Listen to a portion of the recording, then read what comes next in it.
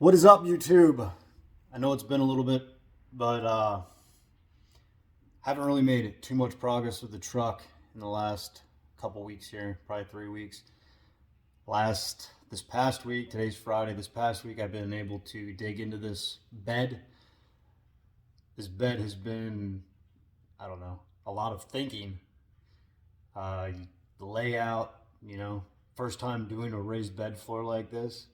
It's kind of intimidating. How are you going to tie it in? What spacing do you get? What spacing do you need? How big do you want your door? How high do you want it? You want everything level.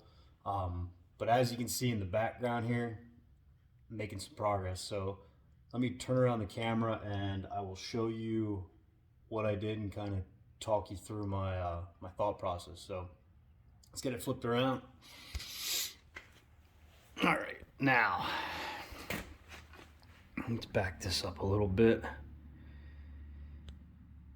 That's what we're looking at. The fenders, let's start with them. The fenders I I chopped off the bottom about 4 inches. And then since the bed, I don't know if it's hard to see, but if you look at your bed, if you have a bed like mine, up here it's flat, right? But this piece tapers inward. So you can kind of see some of my weld beads yet. I had to make templates, cut these strips to kind of fit there. Took some angle. Actually, I split some box tubing. And this is a piece of angle, which you can see it better on the other side or not. This is a piece of angle. Okay, these bolt here, front and back, 2 holes each. On the sides, there's 3 holes. They're just through bolts. My tire, these are 15x8 rallies, so I have plenty of room if I wanted to go with a deeper wheel, which I would like to go. I could go to 10 inches very easily and still have plenty of room there. So the fenders turned out really well. Happy with them. They sit in there nice. I can get them in and out if I ever need to. So once I had the fenders in and the framework built for the fenders, which literally was this piece, that gave me my mounting face for this. And then I built these front and back to fit that, sat it in, got my template made. I used Save Your Cereal boxes, boys and girls. Make great template cardboard. So made my templates, cut them out, tack welded them. Once I had it where I needed it, I went under here and trimmed everything flush with this bar so it looks clean. There's a 1-inch gap if anyone's wondering. There's a 1-inch gap right there. And I still have at least an inch from the top of the tire to the bottom of this fender. So once that was done, then I went ahead and built these sections, behind and in front of the fenders. All right. And then once the side sections were done, I knew that I didn't want my door all the way from fender to fender, so I actually came in, I believe this is 5 inches. Went in 5 inches, and then my door's roughly, I think, 3 feet. Might be less than that, it might be 33. But this is my door. Then I ran all my cross braces. They are starting from this sill back up through. This is 16, 16, 16, 16, and I think it ends, actually I'm lying to you, it's 16, 16, 16, 16, and then back here it's a little bit closer, just the way it played out, which is fine. So, it's just a lot of work. My uprights, I didn't want all this just strung out. I actually want to be able to use this bed as a floor. So I didn't want this box tubing, which is is it 14 gauge? No, it's actually 1/8 inch wall box tubing, so it's not super heavy. I didn't trust putting weight on that, even though there's a couple on each side. So I made these ears and then came upright.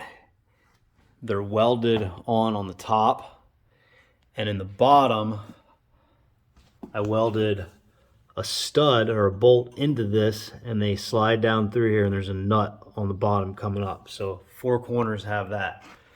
I'm still planning on this piece.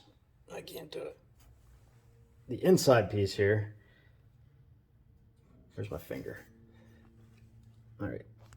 There's 2 of them here, right? This piece is the door.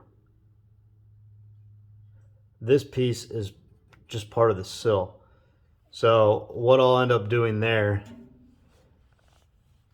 is to add just a little bit more support, and it won't take much, is run just a little gusset up here. That'll support that a little bit more. So yeah, all in all, super happy with it. My Boyd welding tank will sit in here nicely. I can get it in and out from the top. I'm gonna have access to it. I'm gonna plate this. I'm not sure how I'm gonna do it or what I'm gonna do yet, but this back panel here, I have some old Chevy tailgates that I might section a piece out and run it across there. My only hang up with that is I'd like, since my Boyd welding tank, it's a center fill, that's how I had it ordered, I'd like to come up, 90 it, drop the tailgate, and have my gas cap right here on the face. I think that'd be cool. I haven't seen that yet. Typically they're flush, they come up through here, or they come out the side, but I want it sticking straight out the back. Okay. So that's that. What else do we got going on? Up front here, the hinges, I'm not doing anything fancy with the hinges. I'm gonna get some either nylon or brass bushings, and my plan is to drill a hole straight through here. Okay, I'll probably put the bushing, how do I want to do it? Don't think it really matters, but I'll probably put the bushing in this piece, a bushing with a shoulder. That'll maintain my gap there, which I hope I can find something about a 1/4 inch gap or a 1/4 inch shoulder to keep that gap. And then the pin will run through here. You'll have your shoulder, you'll have your brass bushing in there, so it's, it doesn't get squeaky on you, and then you'll be able to put a nut on it. And literally this bed will just be able to hinge straight up on that.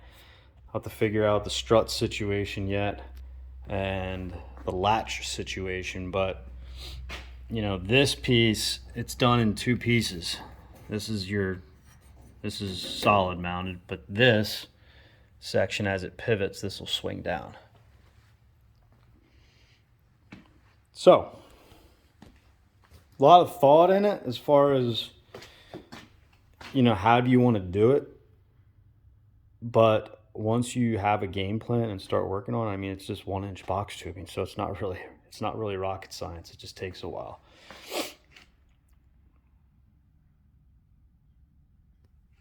Measure twice, cut once. Up here I had some extra drops, and with the shape of the bed, you can't really get them flushing into the corner there to butt them up against each other without notching them.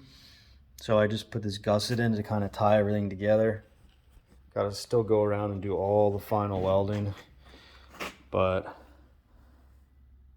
super stoked the way this is coming out. Very happy with it.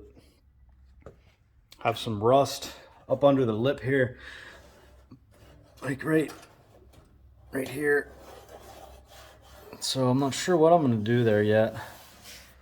I think it's kind of goofy. These trucks have this rounded lip on the top, so I might get a piece of box tubing, rip this and cut it out, and weld in a piece of box tubing the whole way across there.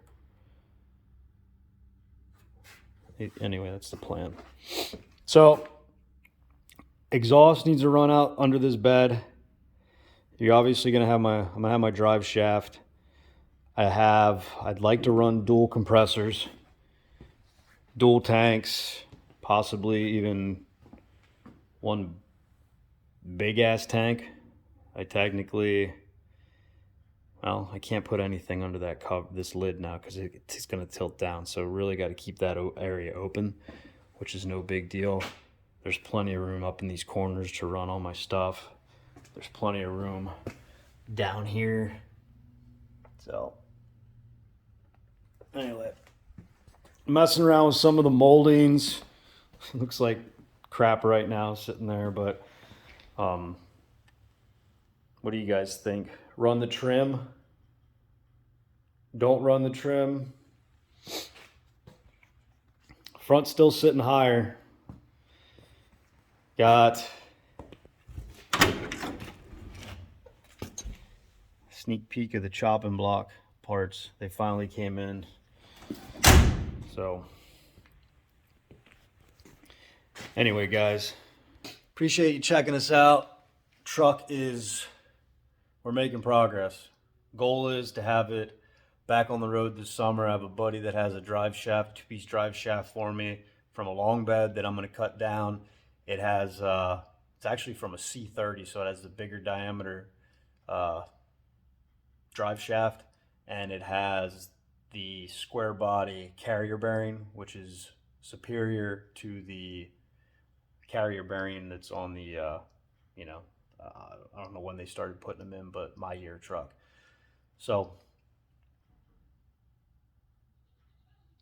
super excited to drive it. All right, guys, have a good weekend. Peace out.